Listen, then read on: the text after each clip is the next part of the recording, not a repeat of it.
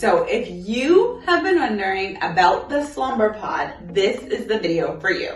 If you've gone on the website and you've wondered, what is the deal with them? There's a 2.0, there's a 3.0, how do I know which one is right for me? This is the video for you.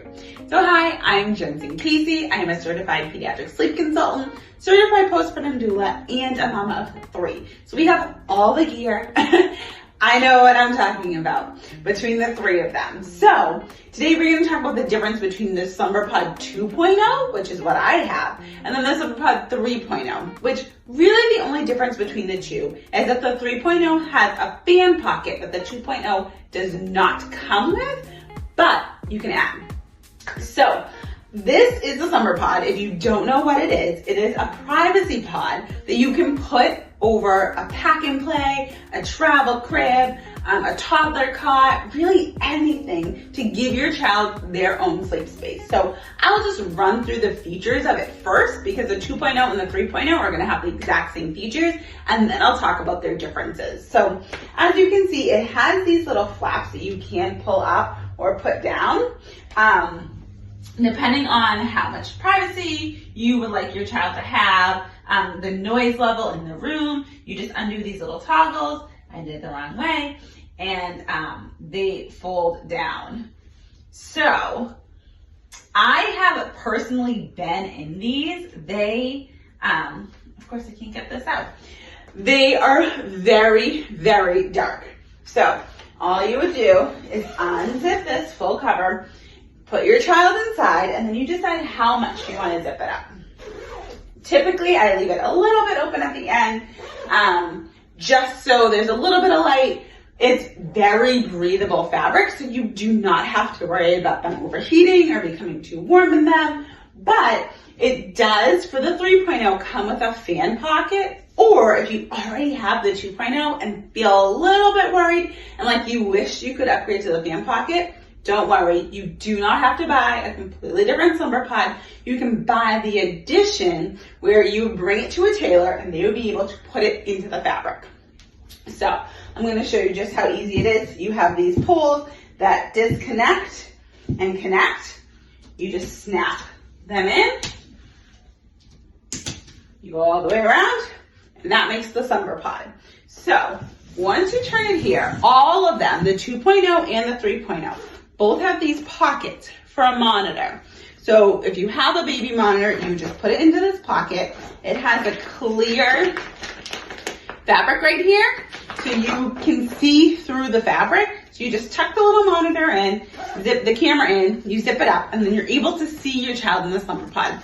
And that's a really nice additional feature because you want to be able to know what your baby is doing in there without having to look in and peek and risk them being able to see you. So that is the features of the 2.0. For the 3.0, it's going to have something very similar to this, a similar pocket, one at the top and one at the bottom. And it's also going to have the same zipper where you would be able to put in a fan. And the fan comes with the 3.0 Slumberpod, and it's a perfect little square that fits into the square that they provide in it. And then you do the same, zip it up to be able to close it in. So the nice thing about the fan is that if you're in a warmer atmosphere or you feel like you're not meeting that ideal temperature between 68 and 72 degrees, your little one is going to be able to stay cool and dry inside the Slumberpod. You don't risk them overheating.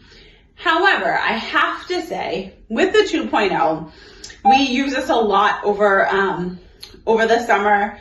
We go to a beach town near our home. We stay there for the weekend. It doesn't have AC, and I have never worried about my children sleeping in it. All 3 of them have been in it from 4 months when you can first use it, all the way up to my 4-year-old has used it. So it's definitely, can be used for a range of children for multiple ages. None of them ever reported that they were too hot, they were too warm, they were sweating when they were in it. Even when I got in it and zipped it in myself, I kind of felt around. I sat in there for a second because I really wanted to be able to know and feel what it would be like for my children before I asked them to sleep in it.